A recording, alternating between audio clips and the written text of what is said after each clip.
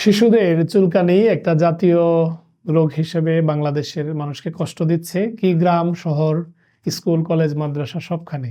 অনেকে ধারণা করছিল সম্ভবত করোনার টিকা দেওয়ার পরে এই ধরনের সমস্যা শুরু হয়।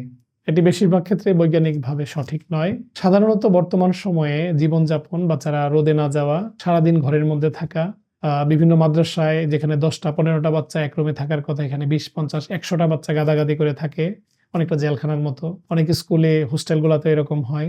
বাচ্চাদের পর্যাপ্ত আলো বাতাসে না যাওয়া, বাচ্চারা রোদে খেলতে না যাওয়া, একটা বিল্ডিং এর পাশাপাশি আরেকটা বিল্ডিং হওয়ার কারণে এই ধরনের ফুসপাছড়া বা স্ক্যাবিস বা ছত্রাক ঘটিত চুলকানি বাড়ছে। পাশাপাশি দাউদ বা টিনিয়া অনেক পরিমাণে বাড়ছে।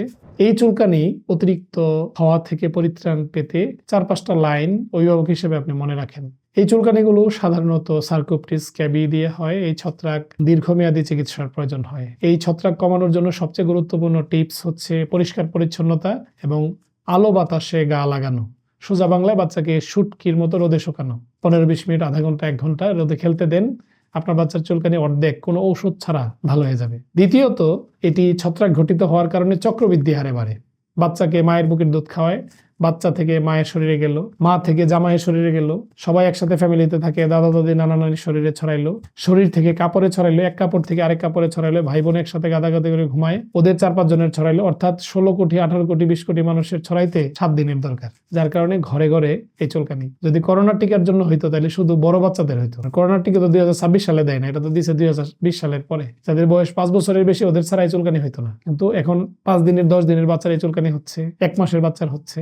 এর গুরুত্বপূর্ণ এই বিষয়গুলো খেয়াল রাখেন। দীর্ঘমেয়াদী ওষুধ ব্যবহার করবেন। চিকিৎসকের পরামর্শে অ্যান্টিবায়োটিক দিবেন, আন্দাজে অনুমান নির্ভর না। সুনির্দিষ্ট ক্রিম, লোশন, ওষুধ ব্যবহার করবেন যেভাবে যতবার লেখা আছে যতদিন। আমাদের একটা বদ অভ্যাস হচ্ছে, একটু চুলকানি কমে গেলে বাচ্চা ঠিক মতো ঘুমায়, এরপরে আমরা ৩ দিন পরে ওষুধ ব্যবহার বন্ধ করে দিই। এই চুলকানির জন্য সারা রাত ঘুমায় না, মা বাবা, দাদা দাদি, নানা নানি সবাই মিলে সজাগ থাকে। যখন চুলকানি ভালো হয়ে যায় ওষুধ বন্ধ করে দেয়। এই ধরনের সমস্যার জন্য বারবার চুলকানি হচ্ছে। বাচ্চাকে ১৪ দিন, ২ মাস, ৩ মাস চিকিৎসক যতদিন সুনির্দিষ্ট প্রেসক্রিপশন করবে এই অনুযায়ী বাচ্চাকে ওষুধ দেন, আলো বাতাস লাগান, পর্যাপ্ত শাকসবজি, ফলমূল খেতে দেন। আশা করি বাচ্চার শরীর থেকে এই জীবাণু কমে যাবে। শরীরের পাশাপাশি চিকিৎসা করতে হয় কাপড় চোপড়ের। বাচ্চার কাপড় ২টা-৩টা করে না ধুয়ে যেদিন কাপড় ধোবেন পারতপক্ষে সবগুলা কাপড় একসাথে ধোবেন। মা বাবা, দাদা দাদি সবার কাপড় গরম পানিতে আধা ঘন্টা রেখে দিবেন। শরীর থেকে লোশনের মাধ্যমে কিছুটা পরিষ্কার হবে জীবাণু, কাপড় থেকে গরম পানির মাধ্যমে এই চুলকানি পরিষ্কার হয়ে যাবে। আমি যত সুন্দর করে বলতেছি, এই কাজগুলা করাটা এত সহজ না, কঠিন অবশ্যই। আপনার সন্তানকে দীর্ঘমেয়াদী চুলকানি থেকে, বারবার চুলকানি থেকে সমাধান করতে, বাচ্চার ঘুম নির্বিঘ্ন করতে, বাচ্চার স্ক্র্যাচ করা চুলকানির কারণে ছেলে ফেলে দাগ থেকে বাঁচাতে এই কমন কয়েকটা কথা সবাই মিলে চ্যালেঞ্জ হিসেবে মেনে চলুন। চুলকানি বাংলাদেশ থেকে পরিষ্কার হয়ে যাবে। আমি সরকারকে বলবো ৭ দিন চুলকানি মুক্ত বাংলাদেশের জন্য স্পেশাল কর্মসূচি দেন।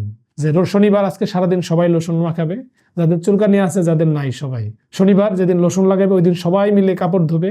সকাল ৯টা, ৯:৩০, ১০টা, ১১টা, বিকেলে একটা নির্দিষ্ট সময় ১ ঘন্টা রোদের মধ্যে বসে থাকবে, দৌড়াবে, লাফাবে, সবাই একসাথে সকালে রাতে ক্রিম লাগাবে। চুলকানি মুক্ত বাংলাদেশ হবে ইনশাল্লাহ। ডাক্তার শফিক, আজকে এ পর্যন্ত।